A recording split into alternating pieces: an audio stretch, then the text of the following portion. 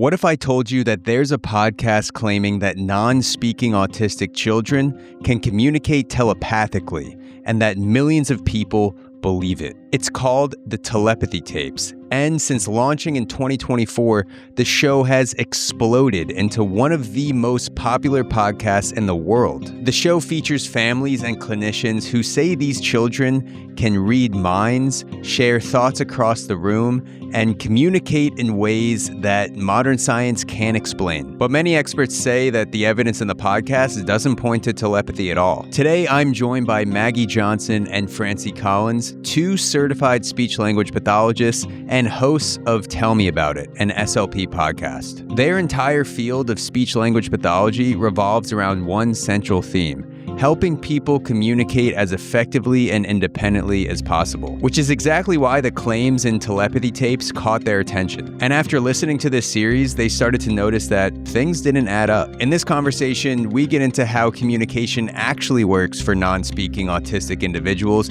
including tools like AAC, spelling to communicate, and facilitated communication, and why some of these methods have become so controversial in the field of speech-language pathology. We also talk about the psychological phenomenon of unconscious cueing, which is parents or communication partners influencing responses without even realizing it, and why many scientists say that the evidence for telepathy completely disappears when experiments are run under controlled conditions. And to end off, we discuss the resources that parents of non-speaking autistic children can turn to instead. Evidence-based communication approaches that support real connection without falling into the trap of pseudoscience. Because the real story might not be telepathy, but how easily pseudoscience can hide inside good intentions. Let's get into it.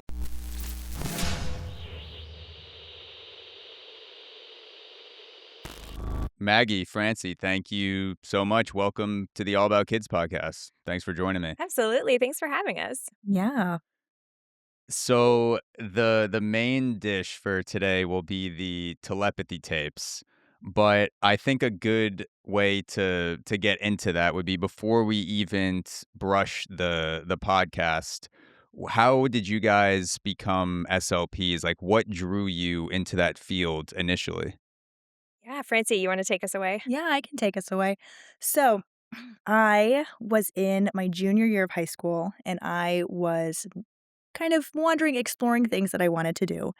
And I was on a family vacation reading an article on Forbes that was talking about 12 of the most emotionally and financially rewarding careers that you can have. And number 9 was speech language pathology. And I was reading through the description. And at the time, I was like, maybe I want to go into something medical, but I really don't want to go to med school. And I really love special education, but I do not have the temperament to be a teacher. And I really love linguistics, but there's no real job in linguistics. And SLP, being an SLP, is a combination of all of the things that I loved. And I decided at the ripe old age of 16 that that was what I was going to be. And I never changed. Wow.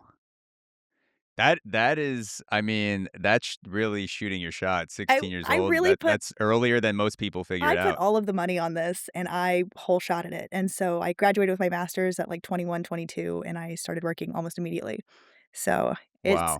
I love it. I still love it. I've been an SLP now for 4 years and I don't regret it. So 16-year-old Francie knew what she was doing. It's good to see someone that took action from one of those Forbes lists, because I feel like in my case, that would just be something that I looked at in college when I was freaking out about going into the real world. And I'm just like, well, I guess I gotta choose. Like, I'll just throw a dart at this list, I guess, and see what it lands on. But you took some real decision making autonomy off of that. So it's good to hear that it worked on somebody. Mhm. Totally. What about you, Maggie? I had a somewhat similar story. So, like Francie, I also decided pretty early that I wanted to be. I guess that I wanted to go to school for speech therapy. So, I think the summer before my freshman year of college, my mom actually came into my room in high school and handed me a stack of papers that was like the printout of the website for speech language pathology at the college that I went to, and she's like, "Hey, I think you would be good at this job." And I I'm trying to think back if I had even heard of speech language pathology like in a real way before like before that conversation, I don't think that I had. And so it was kind of out of the blue, but yeah, I'm in the same boat. I love linguistics. I love science and medicine and all those kinds of things, and also working with people. And so getting to kind of marry all of those interests into one position was really exciting. Mm, And I literally like declared communication science and disorders as my major as a freshman, and I never changed it. I just stuck in that major and wow. then went to grad school, and here we are. Did your mom give you any other recommendations before that, or this was the first one and it just stuck after that? Um, this I think was the first one. If I remember correctly, I wanted to go to school for theater or for music before that, and my mom, I think, was just trying to help me out, with something that was a little bit more of a Wow. stable field, so Yeah, viable. yeah. I mean, mom's shooting 1 for 1, so that's She really pretty nailed good it. shooting percentage for, career paths. 100%. Yeah, she really nailed it. So how did you guys first come across the telepathy tapes? And I guess before we even get into that question, I guess I'll just lay out what it is before we dive into the specifics. So the Telepathy Tapes is a documentary podcast. It came out in September 2024. There's since been like 3 or 4 other shows on the same channel, but the Telepathy Tapes was the first one. It explores telepathic abilities in non-speaking autistic individuals and broader consciousness phenomenon. There's like a lot that falls under that in the podcast series. It was bigger than Joe Rogan. It was like for a time it was like the number one podcast in the Spotify list of global podcasts, which is crazy. How did you guys first come across the telepathy tape show? So, Francie and I, uh, we started our podcast last year, the very beginning of 2025. And when we were kind of looking into doing that, we started an Instagram account for our podcast together. And we were just kind of following accounts and trying to get a beat on like what is popular online in the SLP community and that kind of thing. And I think through that, we saw a speech therapist with a pretty big following on Instagram talking about spelling to communicate, which is the Mm, communication program or system that the telepathy tapes is centered around. And I think my recollection of it is that in the comments of that post, someone was saying the telepathy tapes. And we were looking at this, it was a reel of this speech therapist talking about spelling to communicate, which was a system that neither of us had heard of at that point. So we were, kind of trying to just surface level investigate and figure out what it was. And then seeing the word telepathy in the comments piqued both of our interests for sure.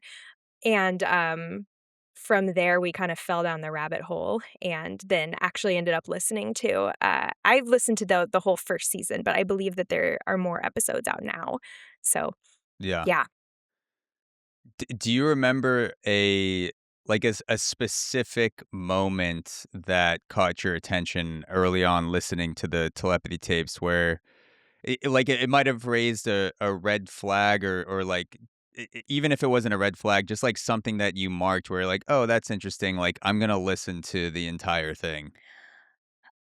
I think with the first episode, the creators of that podcast did a very good job at bringing in a lot of emotionality within the first few seconds of it. And so I think it's easy to get hooked. And I think Maggie and I have the personalities where we're gonna find out.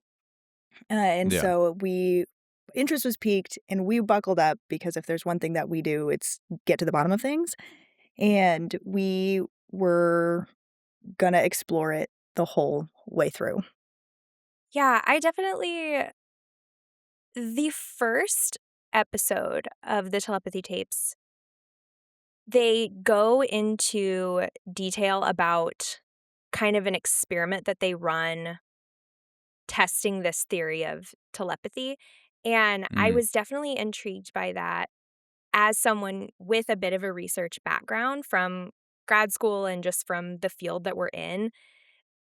I was kind of I was definitely interested in how they were running the experiment, and I wanted to know as much as I could about it. And then knowing that they were talking about telepathy, which is something that it's not known to be founded in hard science, right? So kind of at that point, that the experiment coupled with a lot of pretty glaring logical fallacies in the Yeah. first couple of episodes definitely had me hooked to kind of hear out the whole argument. I wanted to listen to the whole thing because I knew that if it was compelling to me, it would be compelling to other people too. And it might be compelling to people who maybe don't have the tools or the experience to really parse apart the arguments that it was making in the same way. Yeah. Yeah.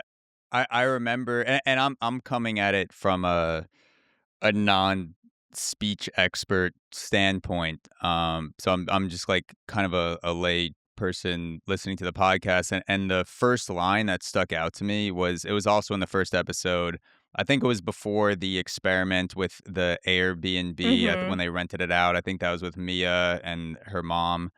The host said something along the lines of, "Well, I don't believe that all the parents got together to have some sort of conspiracy theory of tricking the world into making people believe that non-speaking people have telepathic powers. So I'm going to go with the fact that they have telepathy." And I was just like, "Wait, hold on, Right. why does it have to be like a global cabal of like parents versus like, okay, like these children have like telepathic superpower? Like, why can't it be like maybe the parents are well-meaning, but there's other things involved that are like muddying the situation? Like it could easily be a gray area." And I remember that was in like the first 10 minutes of the first episode. In Yeah. thinking specifically about logical fallacies and, like, the first 10 minutes of the episode, I remember listening and one of those, like, "Oh, this is gonna be a thing that I'm gonna be mad about," was within, like, even the intro, they provide an ad hominem attack against professionals who work with kids who are non-speaking for being terrible for not pursuing this pathway, and as somebody who works with non-speaking kids all day, I was like, "Hey, I don't like the way you're talking about me right now." And from there, I was like, "Okay, I gotta figure out Yeah. what they're talking about because I will hear your argument, and then I'm going to digest it." And we did, and then we made a podcast episode about it. Yeah, which is, it was a great podcast. You got into a bunch of logical fallacies in that podcast. Another thing that I just kind of wanted to get into before we get into more specifics about the actual tapes themselves, there are three different types of methods that are talked about throughout the telepathy tapes. You mentioned one, spelling to communicate, S2C. There's also AAC and FC, Mhm. facilitated communication. Are you able to just kind of give like an overview of what these are for people who may not be familiar with S2C, AAC, and FC? Absolutely.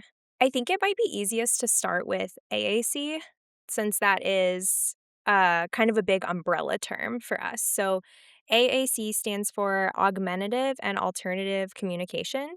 And like I said before, it's kind of a category or an umbrella term. So, within Hmm. AAC, you can have things like high tech speech output devices. Kind of a pop culture example of this would be the device that Stephen Hawking used to communicate and to speak. These, I think, are becoming more and more popular and more accessible. So those high tech speech output devices are kind of more visible now. You might see kids with an iPad that they're using to push buttons to formulate sentences and that kind of thing. But AAC can also be something that we would call like a low tech version. So it could be a printed out paper book with icons on it or letters that Mm. a kid is pointing to or an adult is pointing to. It's not, we're both pediatric SLPs, so our jobs are very focused on kids, but adults also use AAC after a stroke or another type of injury that has affected their verbal communication. And adults that have developmental disorders and grow up with these disabilities continue to use AAC as adults as well. So it is this big kind of umbrella term that can contain a lot of different things within it. Hmm.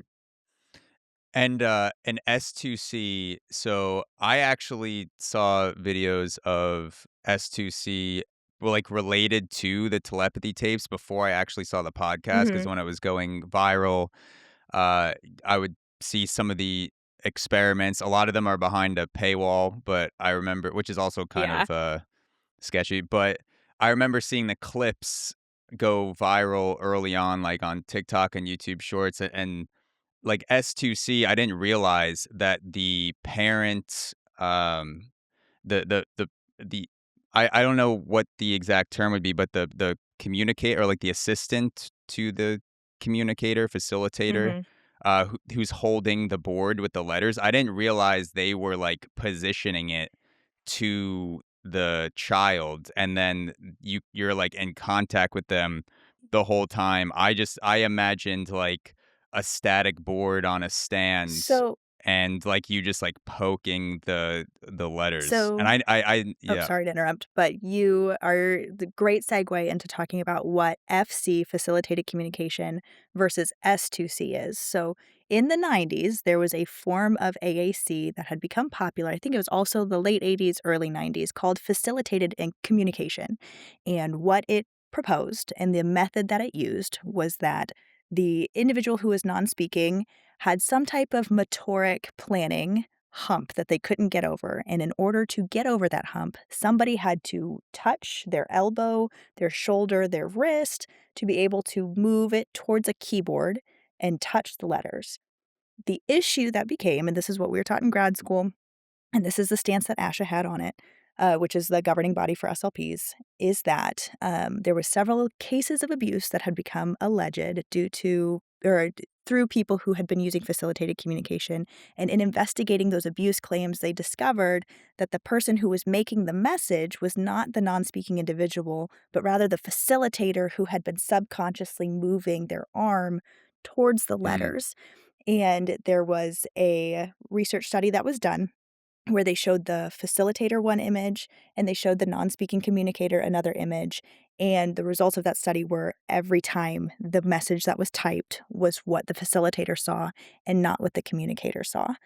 So that leads us to S2C, which is a much more recent development, which is using some of the styles of FC, in which there's a facilitator holding a letterboard, which is usually plastic, usually capital letters, all on one thing or all on one board, and it has the non-speaking communicator holding a pencil, touching towards the board, and they do say on their website they do use some prompting at the elbow, wrist, shoulder, whatever, while they're teaching mhm, it, but then they hope to fade that, but there's still somebody holding the board. And from once again, they are going on the guise, or their claim is that this style of AAC helps to relieve something called motor planning deficits or motor planning mm, issues within the person who is non speaking. And the issue with that is, or at least my critique of S2C is that it's really hard. Have you ever tried to read a menu that somebody else was holding at a restaurant and you're like, "Ah, give me that, I can't read it." It's really hard yeah. to track your eyes and then track your head with that and track your core with that. So it's really not that much better for motor planning. Anyways, that was kind of the pathway that led us to S2C, which is there's once again a facilitator who's holding a board and once again a non speaking communicator who is touching said board.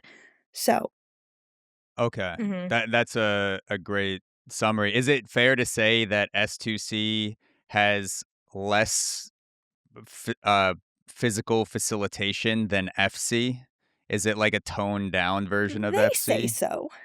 I was However, gonna say I They say think that kinda depends on who you asked, or who you ask, and yeah, to kind of validate, I guess, Zach, what you were saying earlier, that it was kind of hard for you to tell that another person was involved in this communication method at all. yeah. I think, not to assign malice, of course, to any group here, but I do think that's a little bit on purpose because of the reputation that facilitated communication has. So I know in the telepathy tapes, they make a point several times to say, now, no one was touching these kids. Had their hand on their wrist, or no one was touching their hands or elbows or anything. But What they're not saying is that someone was holding the board. So there is Mm. still room for facilitator interference.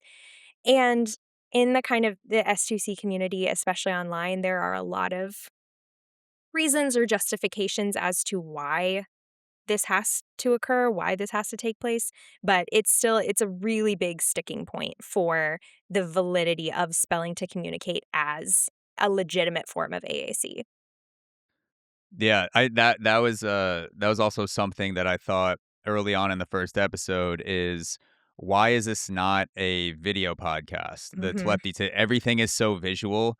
Millions of people are streaming these episodes. Everyone in their mind's eye is imagining something different based even though the host like does her she's describing things specifically, but it's not to the point where it's exact. It's kind of just painting a picture. So in my head, to your point, I was not sure. Like, is the mom touching the Mhm. kid? Is she holding the board? Like sometimes they just say the mom is sitting at arm's length. Like, what does that mean? How is she like contacting the kid? Is she staring at the kid? Like, is she, like what sort of cues is the kid able to pick up on? And then, of course, if you wanted to go see that, you had to go behind the paywall, but that was just something where I was like, "This should be a video podcast, like, from the jump." Yeah. I agree. I think that there was a lot of things about the telepathy tapes where, like, if you don't think too hard about it, it makes a lot of sense, but it doesn't really hold up under scrutiny. So once you start asking those questions of like, "Oh, well, what does that mean? Mom was sitting right next to the kid?"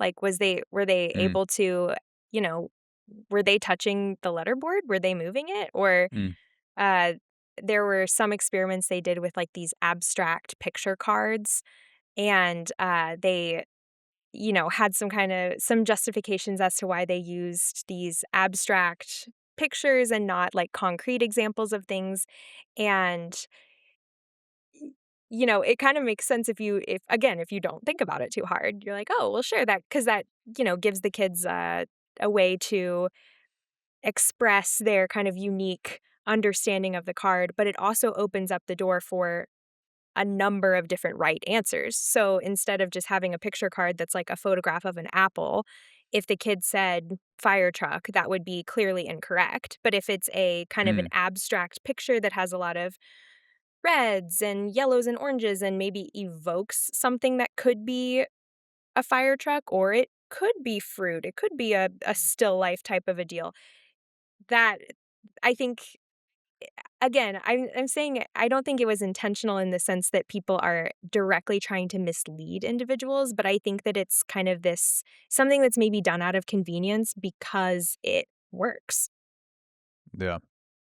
What did you think about S2C being the only form of AAC used in the telepathy tapes? This is the biggest probably the big like, top 3 biggest issues I had with the podcast Yep. overall is that they Yeah. they did this false dilemma thing a lot, which is a very common logical fallacy of saying, in these kids' lives, they only have the option of either a life of silence and no communication whatsoever or spelling to communicate. And for somebody who doesn't know a lot about the field of speech pathology and about working with kids with complex needs, they might think, oh, yeah, well, a speech therapist, they're probably just trying to get the kids to talk. And if the kids can't talk, I bet they just give up. That I feel like if you don't know any better, that may be the path that you go down. And so they, they did not mention at Yeah. any point in any of the episodes any of the other dozens of AAC systems that are backed by evidence and that are not prone to these kinds of facilitator interference, other issues that we've been talking about that exist in the world. They didn't even mention them. Yeah, that's one of the things that I noted, like, even just, like, a quick Google search when I was looking up, like, AAC versus S2C. In 30 seconds, you see, okay, like, here's a list of all the different styles of AAC, and S2C is just one of them, and it's pretty controversial, as you said. So, like, what is the deal with not like, they say very early on in the tapes that they want to take a scientific approach to this. And so if you're not including other styles of AAC, regardless of like how, terribly some of the experiments are set up, that seems like one of the first things you would do is like control for different techniques of communication. Yeah. Yeah, I agree. I think that definitely was a big blind spot of the telepathy Yeah. tapes for sure. Yeah. There was another line that came up that I know that you both can speak on, being pediatric SLPs. Uh, the host said this. She said that spelling, basically like using your body to point to a letter, is a gross motor skill, and verbally speaking is a fine motor skill.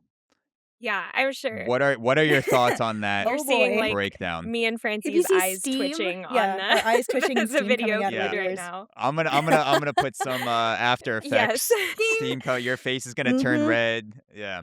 Yeah, Ugh. Francie, I feel like you explain this really well and you have some good motor Yeah. speech knowledge. So, Yeah, that is a really gross simplification of a really complex process. Verbal communication lives between a linguistic or a language-based process as well as a motor-based process. And on top of that, if it is a motor-based process, it is like the finest of fine motor-based. So sure, there can be when we have a disorder of speech, when somebody is not speaking, there can be tons and tons and tons of reasons as to why that is.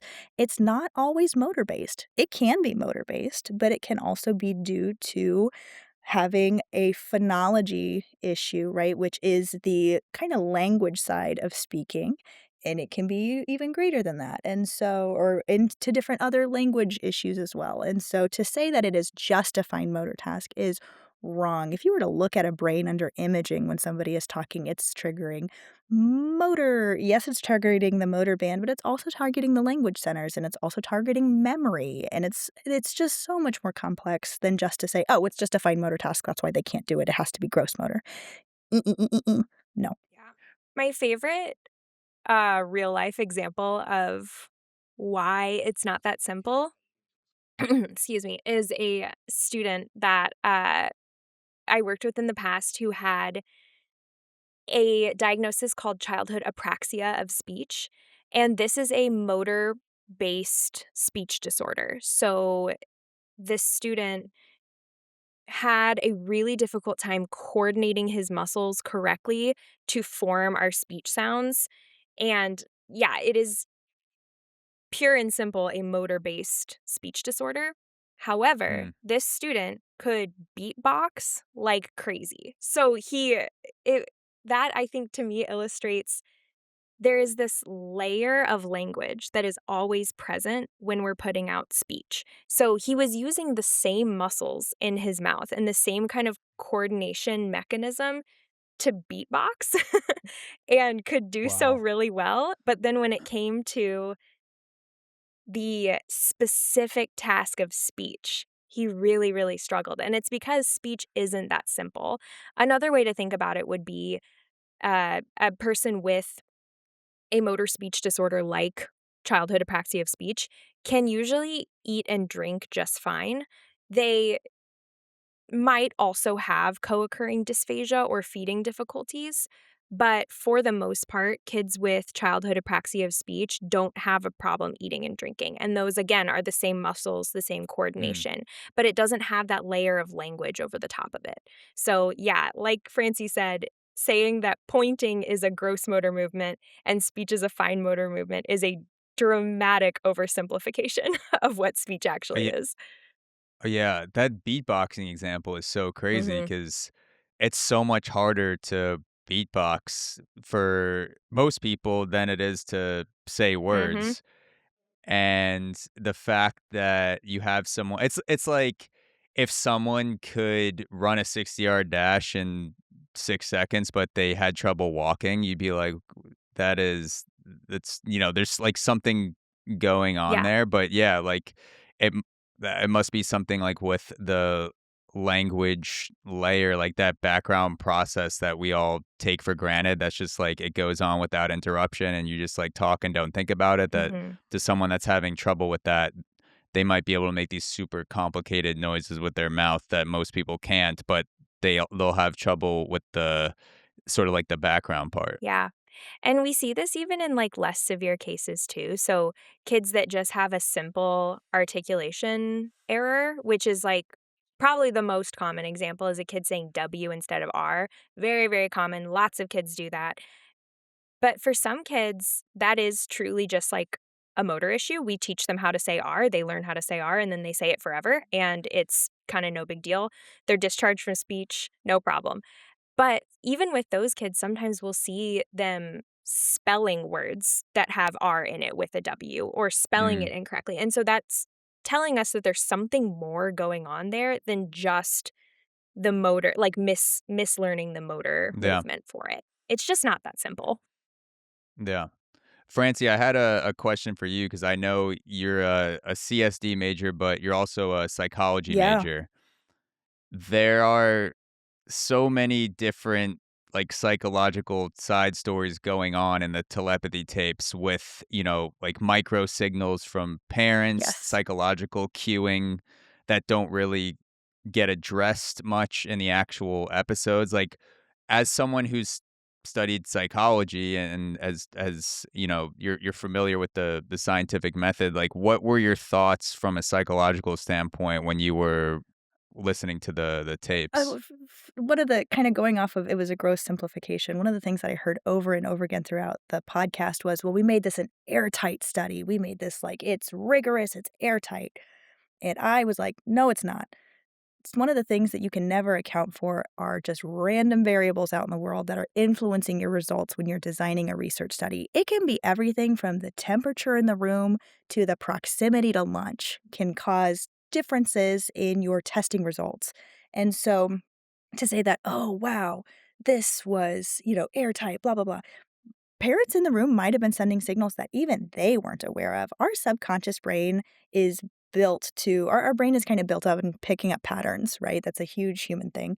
And so parents might have been sending signals that they weren't conscious of, that the kid was picking up that they weren't conscious of. And so to say it was like a perfect study, I would be a little skeptical of knowing what it takes to do research and knowing that there are things that you truly can't control for. So, and then Yeah. also just knowing other kind of psychological phenomena, and I hate comparing non-speaking children to other phenomena that involve animals. I see this a lot in the field, specifically now that dog AAC has kind of become a thing. So first of all, don't love that. However, there was a case of a horse that could count, and what the horse was actually doing was picking up on signals from its owner to get the number right. And so they didn't realize that the owner had a Mm. tell and was giving away the answer, and the horse became this wonderful sensation. I can't remember what year it was, but something like that could also be happening in these testing cases. We just don't know because there is no such thing as a flawless test. Yeah.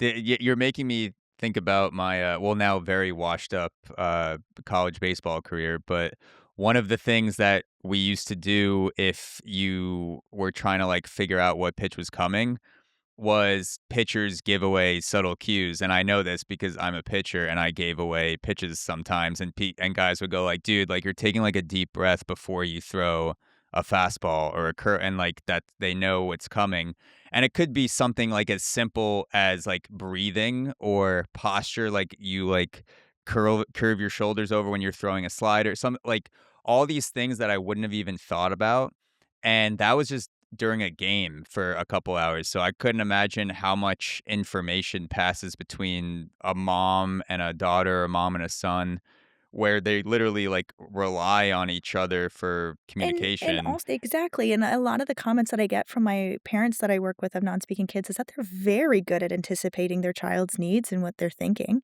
because that's how they communicate, right? That's one of the things that they have to rely on is these really subtle cues because verbal speech is not their primary mode. And so I would anticipate that parents of children who are not speaking are really good at picking up on their cues and vice versa. Mhm. Yeah. There was, one of the things that kept getting repeated in the podcast was scientists don't want to study telepathy, or like scientists won't look at telepathy.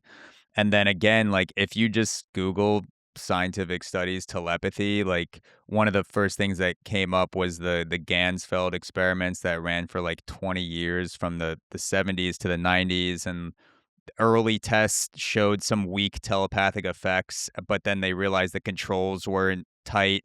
So then they like put people in sensory deprivation, like, made everything more airtight. And then like the telepathy effect disappeared. And they did like 4,000 different sessions. So like just doing like a quick Google search and looking like, do scientists really like, will they be afraid to look at telepathy because they think it will destroy their career?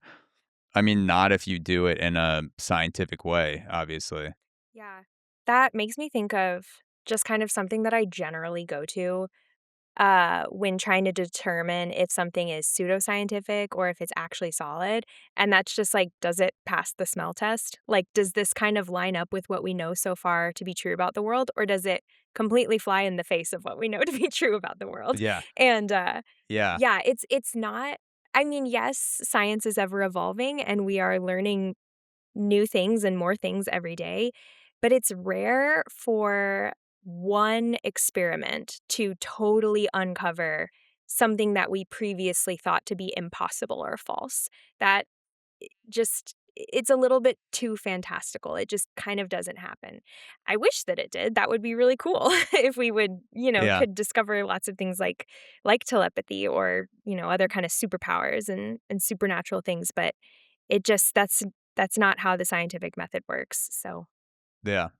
The whole presumed competence thing, this was something that was often brought up in the tapes.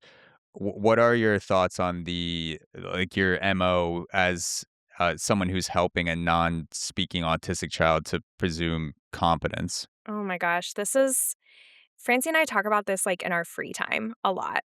We really we are both very passionate about our jobs, very passionate about the people that we work with, and we want to be the absolute best clinicians that we can be for the betterment of the people that we're working with. But we kind of struggle with this phrase in particular, with this presumed competence phrase. And I won't speak for you too much, Francie, but I know just for me personally, I think that with the telepathy tapes and with spelling to communicate, I have seen this phrase that is really well meaning become kind of dangerous in the hands of people that are spreading misinformation. So I prefer to use the phrase presume capacity or to have open expectations. Mm, So again, we're not limiting kids in accordance with their diagnosis or anything like that, but we are it's kind of a reframe from instead of assuming that they already have the skill, assuming that they can achieve the skill with support, or just saying that admitting that we don't know what they're capable of. Yeah, I think people often are like, well, you're just playing semantics. But I think semantics are really important in this situation, specifically when we're talking about children who are vulnerable and need everything that we can give them. And so, once again, from the children perspective, we work with kids, always have to caveat that. But when we look at the presumed competence, first of all, background, it's also connected to the FC movement. And so, FC, Mhm. when it was first coming out in the 90s, wanted to push this really hard presumed competence narrative as well. And so, first of all, I'm already kind of skeptical. But presuming competence, when I see it being enacted, is not under the good faith of, well, we should presume that they can, which was its original intention, which to open pathways for children to try different, take different approaches or being exposed to different academic material. And so I prefer open expectations because I wanna go in and let the kids let me know exactly where they're at so we know what skills to work on. Too often, I have seen bad actors come in and not teach children things like literacy because they were like, "Well, I'm just presuming competence, like, I'm being the good guy here, presuming that they can. What do you mean, Francie? I have to teach this kid to read. I should just assume that they already can." And I'm like, "That's not the yeah. intention, that's not the intention." And so I see that a lot once again in here with telepathy tapes, we should presume competence about them. That's cool. And I believe that they have the capacity to communicate. That's my whole job. My issue is I want to make sure that they are being taught the skills that they actually need. Mhm. Yeah. It's a subtle switch, the competence versus the capacity, but it makes sense. I mean, just like going back to a sports analogy, like if my coach presumed that I knew how to do a squat without throwing out my back and I probably would have destroyed my spine. That's why he had to go through the steps of, this is how you put a bar on your back and you start just simple things like that. If you presume competence, even with smaller things, you could get in a lot of trouble. So it makes sense that when you're talking about something as complicated as speech, that you would even need to be aware of that more so. Yeah. I think one of my number one issues with spelling to communicate as a program is that it presumes that kids already can read. It doesn't teach literacy or spelling at all. And we know that reading is contrived. We know literacy is like an invented thing. We don't naturally develop the ability to read in the same way we naturally develop the ability to speak. So to have spelling to communicate be this communication system that's reliant upon literacy, yet does not teach literacy at all, that doesn't add up to me. And I don't see how you can really get around that and say that it's a legitimate form of uh, AAC. Yeah, no, that's something that they do not go over is where did these kids learn how to read? How did they learn how to read? Because it would be everything revolves around spelling out these words. So that seems like it would be a super important thing to include in the telepathy tapes. And you mentioned this in your podcast as well. Every kid is spelling perfectly. Like the onion is a very weird word to spell out. Like if you never saw the word onion spelled out before, that's one of the words from I think the second or third Mhm. episode. I would think it's ONYUN. Totally. But this 7-year-old knows how to spell onion and embarrass. I literally misspell the word embarrass now as a 32-year-old man. So that it is a little bit sketchy. Yeah, 100%.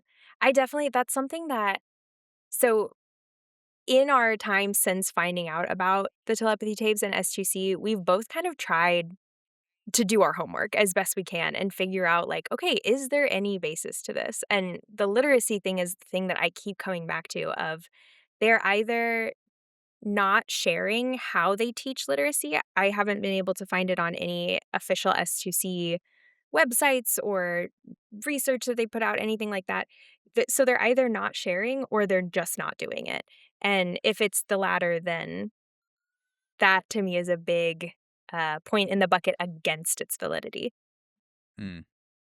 If there are parents that come across the Telepathy Tapes podcast, or maybe they believe that their non-speaking child is telepathic, what are some resources or better methods that you can direct parents towards? Because we do, there are a lot of parents that listen to the podcast. I'm sure a good percentage of them are aware of the telepathy tapes.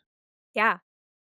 I mean, the first thing that I would just say to parents is just because your kid isn't telepathic, or even if your kid isn't telepathic, it doesn't mean that they're not great. And it doesn't mean that they're not capable of great things. So that's just kind of my right out the gate. I want to say that. But Francie, what do Yeah. you have? This is on the off chance, this is my full speech brain coming out. On the off chance that your child is telepathic for whatever reason, right? Telepathy is far outside of my scope of practice. However, on the off chance that your child is telepathic, I'm still going to advocate that they have a way to communicate with more people than just their immediate family or whomever their telepathic person is. So I'm still going to recommend getting AAC and still look at talking to an SLP to get a dynamic AAC assessment done so that your child can communicate in any way that they choose to, telepathic or not. in a way that is meaningful to them, successful for them, and gets their point across. So I noticed in the telepathy tapes, they mentioned that they often only had one person, one special person that they communicated with. And as an SLP, I'm like, hey, we should communicate with autonomously, right? What we should say what we want, when we want, to whomever we want. And so that's what I'm focused on. Yeah.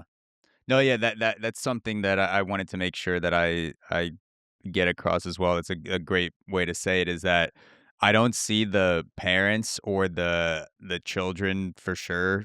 They're not at fault. I think like as I'm listening to the telepathy tapes, I if you are going to assign bad actors to someone, I think it's the people who are coming in with credentials that are using those credentials to traffic pseudoscience, and for the you know the host and producers for not doing their due diligence to do literally a quick 30-second Google search and be like, should we include the devil's advocate of like, what if this isn't telepathy? Mhm. Like, should we have an episode about that? Like the thousands of other resources on that. So yeah, I just want to say like I didn't sense any deceit from either a child or a parent. It's more, I think, the hope of the parent gets channeled and misdirected by other people who have false incentives. Yeah. I totally, like, echo that, and I this whole year that I've been learning about the telepathy tapes, and it has been taking up space in my brain rent-free for a Yeah. full-blown year at this point because those emotional appeals are strong. Like, it is really, really hard to kind of look directly in the face of pseudoscience when there is so much emotion attached. And I'm just saying that as someone who's passionate about their job. I can't imagine how much more that would be compounded if I'm a parent who is willing to do anything for their child that's hearing these appeals to that emotional piece of it. And so, yeah, Francie and I have gone back and forth in person and over text and on our podcast about like what are we missing? Is there something we're not seeing? Like am I wrong about this? You know, we've gone back and forth, and those appeals to emotion are really, really tough. So, Yeah. For sure. Have you felt any effects from that in your practice? Like, have you had parents ask you about the telepathy tapes or like sort of like probe about that? Has it been something that's like not only been on your mind personally, but has come into your everyday practice as SLPs? I've not had any parents ask me directly. I've had teachers ask me and coworkers, and I've also had some of my personal friends call me and be like, "What's your take on this?" And it's fascinating how far it's kind of reached, but no parents yet. Yeah. yeah, I haven't had any parents reach out directly about it either. And something that we have chatted about too is that I think that my sense of this is that it's still pretty fringe. Like there's a lot about it that is not super mainstream yet, even though the Telepathy Tapes podcast got so popular and remains so popular. But just because something is fringe or kind of on the outskirts doesn't mean it can't cause real harm. And so that's why we've been really intentional about speaking out about spelling to communicate and about the pseudoscience of the telepathy tapes. So, Yeah. Yeah. Well, speaking of pseudoscience, you guys do have a great episode out there about it on the Tell Me About It podcast. Where can people follow your work? Where can they check out your episode on the telepathy tapes? How can they keep up with you both? yeah, so we have a podcast called Tell Me About It. We are available on Spotify and on YouTube at Tell Me About It SL or Tell Me About It N SLP Podcast. And then if you want to follow us on Instagram, we are at Tell Me About It SLP. Maggie and Francie, thank you so much. I really appreciate it. Thank Thank you. you.